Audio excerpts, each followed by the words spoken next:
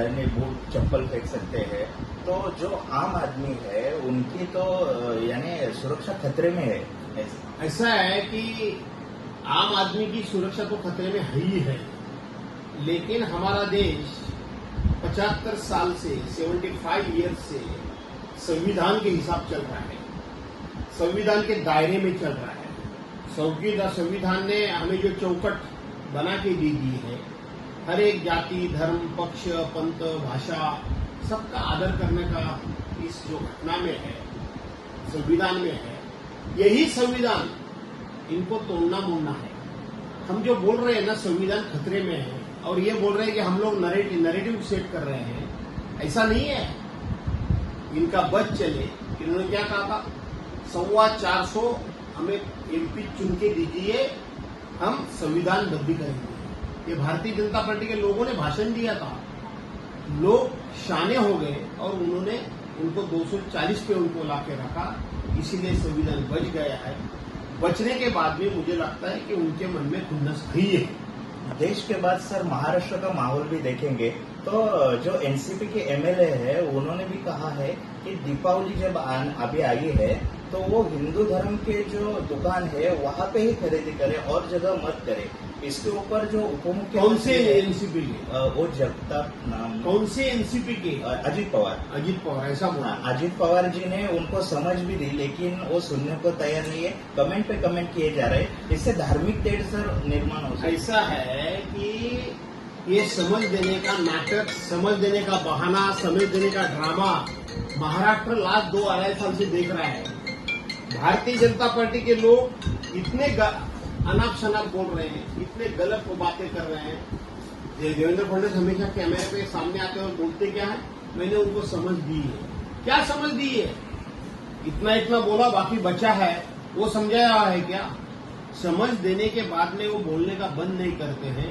मैंने अजीत दादा ने उनको नोटिस दिया, वो भी मैंने देखा, और उसके बाद संग्राम जगताप ने जो कमेंट्स की अजीत दादा के एमएलए, वो भी मैंने कमेंट्स देखा। इसका मतलब उनको कुछ भी समझ मिली नहीं है, और मुझे ऐसा लगता है कि बहुत जल्दी संग्राम जगताप बीजेपी में जाएंगे। लेकिन सर महाराष्ट्र में देखा जाए तो त्योहार सब मिल के मनाते, हिंदू हो, मुस्लिम हो, हर धर्म के जो लोग हैं एक साथ त्योहार मनाते हैं। लेकिन ऐसा कमेंट करके महाराष्ट्र का माहौल खराब करने की साजिश है क्या? करना ही है ना, उनको करना ही है। अरे उनके मिनिस्टर क्या बात करते हैं वो सुनो ना। एक एमएलए जो बात बोल रहा है, ये बात पहली चालू किसने की? भारतीय जनता पार्टी के एक मिनिस्टर ने की, जिन्होंने संविधान की शपथ लेके सबका एक साथ में सम्मान करूंगा, सबको एक साथ में एक सरीका न्याय भाव से काम करूंगा, ऐसी जो शपथ लेने वाले लोग हैं वो दिन रात बोल रहे हैं। तो महाराष्ट्र का माहौल बिगड़ाने का जानबूझ के ये प्रयास हो रहा है। ये कोई छिपी हुई बात नहीं है, और ये जानबूझ के किया जा रहा है। महाराष्ट्र में चुनाव अभी शुरू होने वाले हैं, ऐसा कहा जा रहा है कि ये ईवीएम मशीन के लेने के वजह से बैलेट पेपर पे ले जाए, क्या कहेंगे इस पे? ऐसा है कि ईवीएम के बारे में बहुत सारा शक, और ईवीएम में घोटाला हो रहा है। ये देश के बहुत सारे लोगों ने एविडेंस से बताया। अपोजिशन लीडर राहुल गांधी जी ने तो पूरा का पूरा उसका डेमो दे दिया, उसका पूरा का पूरा डाटा दे दिया, और पूरा का पूरा डाटा देने के बाद में और अगर फ्रॉड नहीं हुआ है तो ये जो इलेक्शन कमिश्नर है वो इलेक्शन कमीशन हमारे सवालों का जवाब दे। इलेक्शन कमीशन हम जो कागजात मांग रहे हैं वो कागजात हमें दे दे। तुमको मालूम है, आपको शायद जानकारी होगी नहीं होगी, एक इसके बाद में एक गंभीर घटना इस देश में घटी है। जब ये एविडेंस मांगने का काम किया तो इमीडिएट इलेक्शन कमीशन ने सेंट्रल गवर्नमेंट को एक लेटर लिखा, और लेटर लिख के ये कहा कि ऐसा कानून बनाओ कि ऐसे एविडेंस किसी को ना दे, किसी को ना मिले, वो खत्म ही किया जाए, डिस्ट्रॉय किया जाए। इसके पहले कायम एक दफा वोटिंग होने के बाद में वो वोटिंग के टाइम का क्या हुआ, किसको वोटिंग हुआ, कैसा वोटिंग हुआ, उसके पूरे के पूरे एविडेंस, सीसीटीवी कैमरे के फुटेज सब रखा जाता था।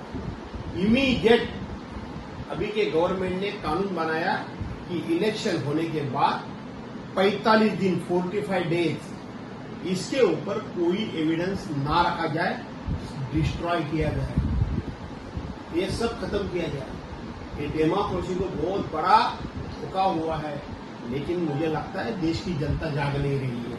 तो ये इलेक्शन हम जो कर रहे हैं तो ईवीएम मशीन में तो गड़बड़ है ही है, इसीलिए हम लोग बैलेट पेपर पे वोटिंग मांग रहे हैं। अब भी इस इलेक्शन के लिए इलेक्शन कमीशन ने अनाउंसमेंट किया है, जो वोटिंग देने के बाद में बटन दबाने के बाद में ईवीएम मशीन के बाद एक वीवीपैट आता था, 7 सेकंड के लिए वो दिखाई दे रहा था कम से कम हम किसको वोट दिया, वो इस इलेक्शन में होगा नहीं करके नया कानून बनाया। ज्यादा से ज्यादा ट्रांसपेरेंट सिस्टम होनी चाहिए, ये ज्यादा से ज्यादा हर चीज छिपाने का काम कर रहे हैं। लेकिन सर ऐसा दिखाई जा रहा है कि लोगों के वोटिंग के साथ ये खिलवाड़ हो रहा है, जैसे कि अभी जो लोगों के मन में है जिसको वोटिंग किया जाए, जिसको वोटिंग हो नहीं रहा है, ऐसा आपका कहना है?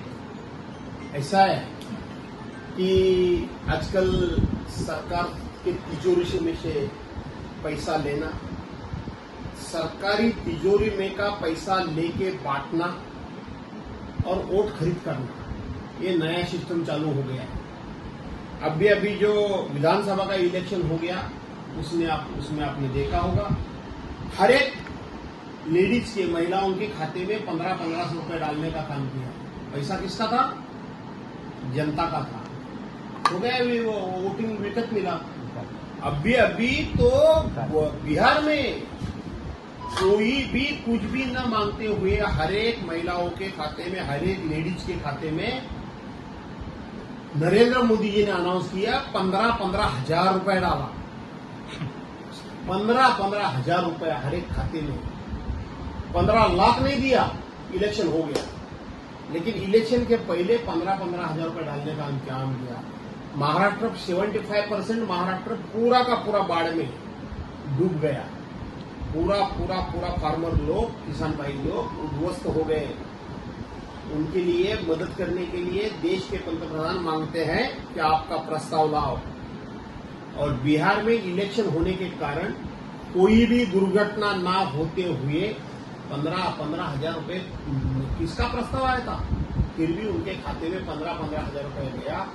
ये बात बहुत बड़ी गंभीर है और जनता अभी भी उसके बारे में कितनी गंभीरता से ले रही है मुझे डाउट है।